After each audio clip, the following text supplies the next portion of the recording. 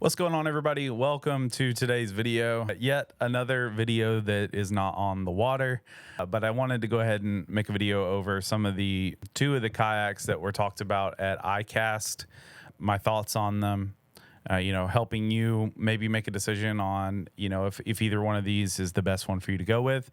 So the two that we're going to be talking about is the Bonafide XTR 130 and the Wilderness Systems Tactical Pro 128. So first off, I want to say just from the get-go, these are not meant to be paddle kayaks. I know there's a lot of controversy going on with why are kayaks being made so big? Why don't you get just a bass boat? But not getting into that in this video. I'm just strictly comparing the two and giving my thoughts on the features of both of them. So let's go ahead and get into it. So on bonafidefishing.com, we have the XTR 130.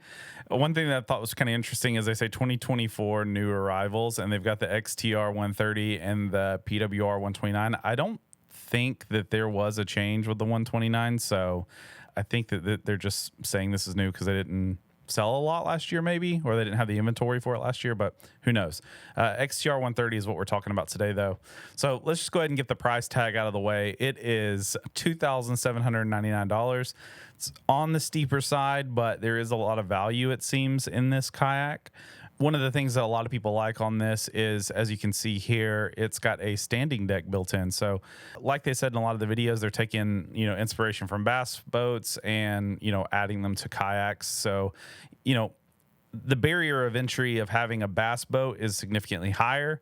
The maintenance that is required for a bass boat is significantly higher. So this kind of gives you some of those features that a lot of people would want in a bass boat in a kayak. So like I said, you have the standing area here. If we scroll on down too, we can see a little more about it. So we got some different colors to go through. We have the Top Gun gray, we have the steel, we have the camo, and the Andros green. So I think these are all standard colors. I haven't seen the Andros green before. That may be something that's new for the XTR 130 only, but not sure. Some of the interesting things on this, so they say that the stability is 11. I'd love to know how they're rating these things, but I'm guessing compared to other Bonafide kayaks, the fully rigged weight is 170 pounds. You're not going to be putting this in the back of your pickup truck. I think that this is definitely going to be a kayak that is mainly going to be on a trailer. So, if you don't have a trailer, that is something to think about, though.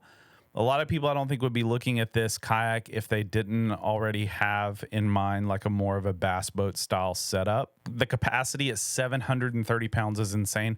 Something to think about with 730 pounds as their capacity. Bonafide likes to, I don't want to say likes to, but they take in consideration the capacity as the kayak weight, the paddler, and the gear weight. So what this means is you have 730 pounds minus 170, and that's your usable weight. So realistically, we have close to 560 pounds here of usable weight. That is still insane. That you can put a lot of gear on this.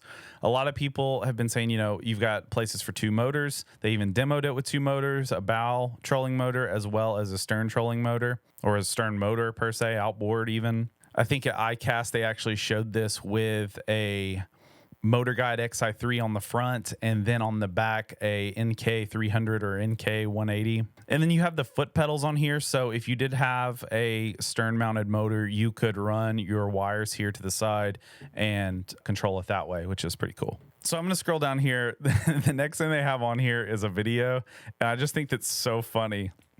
Of course, this is a perspective thing. He's standing behind it.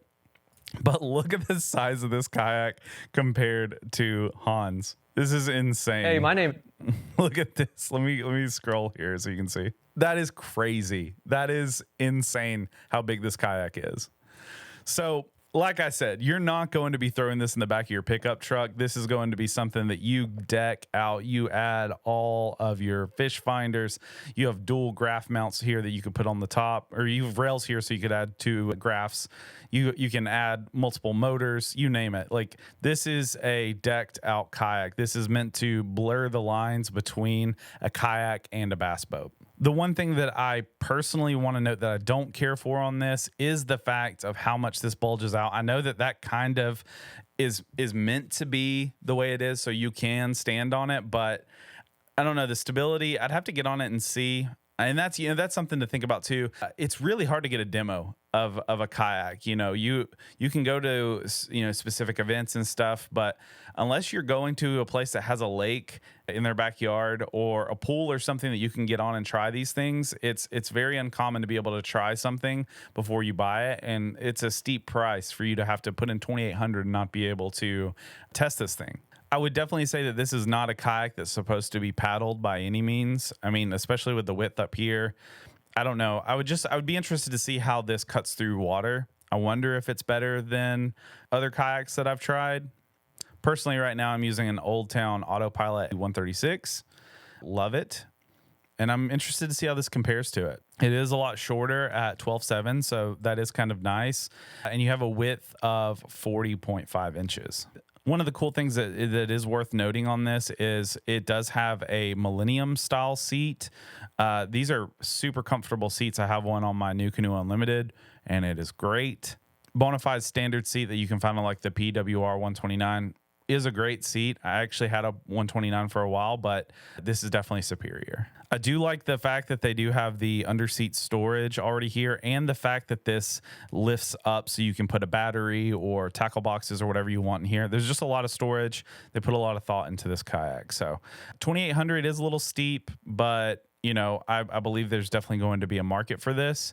I don't know that it's necessarily for me yet. I'd like to get on it and try it first. But let's take a look at the other kayak that was making waves and actually won ICAST as the best boat thing there kayak that was available. So I couldn't find it on their website, but kayakanglermag.com has actually done a pretty nice write-up on it, and that is the Wilderness Systems Tactical Pro 128. This thing is just awesome. It looks very similar to what you would find on like a PWR 129 or kind of your sportsman kayaks are a little wider, very reminiscent of a native Titan X, in my opinion.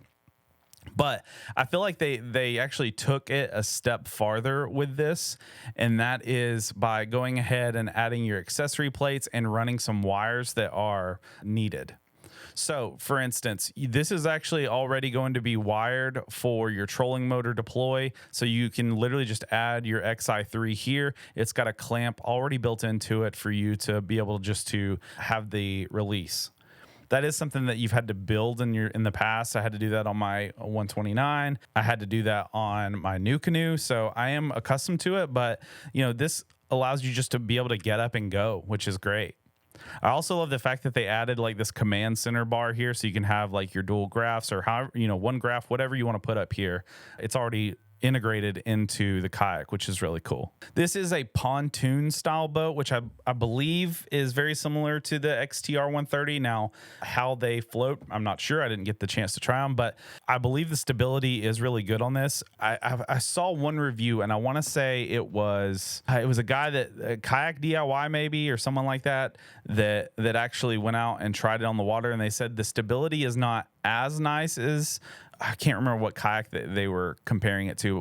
But it wasn't as stable as something else, but it was still very stable. I know that doesn't narrow it down at all for you, and I'm sorry for that. But yeah, I wouldn't say that this is the winner out of the two for stability, but I don't know. You get a lot more features with this. It looks like, you have the built-in stern, the built-in command center, the bow mount pulling cable. I believe that the wires are already ran too for you. That may not be the case, but they do have multiple accessory plates on this one and the XTR 130, so you can run your electronics, which is really nice. One thing I like about this too is similar to the bow of the XTR 130 is there is storage up here.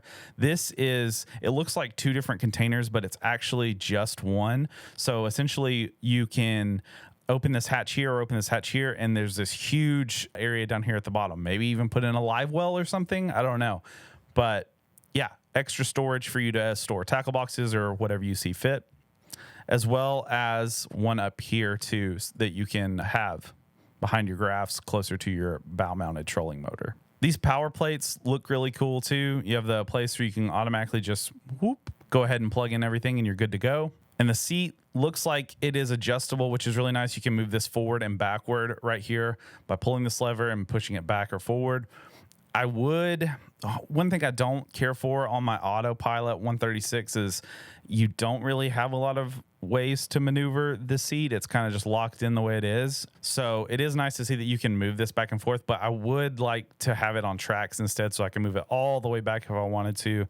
Maybe if, definitely not me because I'm a bigger guy, but some people may be able to use this as a tandem kayak if so, but I don't think that that's the purpose of this kayak. That is something to note on the XTR 130 is there is a video of Chad Hoover and the Fluke Master, Gene Jensen out there using this in tandem. There's a seat back here and then a seat on the front as well as some others. Oh yeah, right here. You have these two guys using it in tandem too. And this is a video. I just can't remember where it's located, but you can find it online where they're actually using the XTR 130 as a tandem kayak. So yeah, if tandem kayaks are the way to go, maybe the XTR 30 is the one you want to go with over the Wilderness Systems. The Wilderness System seems more like a completed package to me. Hey, so I'm editing the video and I realized that I left out something that's probably pretty important, and that is the price tag of the Tactical Pro 128, excuse me. So like I was saying, this isn't located literally anywhere on Wilderness Systems website that I can see. So this is on basstrail.com, but the MSRP that was quoted at iCast was $21.99. So this is cheaper than the XTR. Seems like it's more of a completed system, I'd say. So that is something to consider. All right, now let me go back to what I was talking about before. It just seems like a boat that's ready to go, where this is more so like a blank canvas for you. Definitely this is bigger, so that is something to account for. Really depends on what you're looking for in a kayak. If you're someone that's wanting to build something from scratch, probably the XTR 130 is the way to go. If you're just looking for, I want to buy it and hit the water immediately and everything be ready to go, sounds like the Wilderness Systems Tactical Pro 128 may be what you want to look for. But yeah, definitely catering to two different audiences. They're both great boats. I'm excited to give a try to both of them, hopefully, maybe even purchase one. Who knows? Maybe it'll be my new main kayak that I use next season. So appreciate you guys checking out today's video. Hopefully you got some value out of it. If so, we'll see you next time.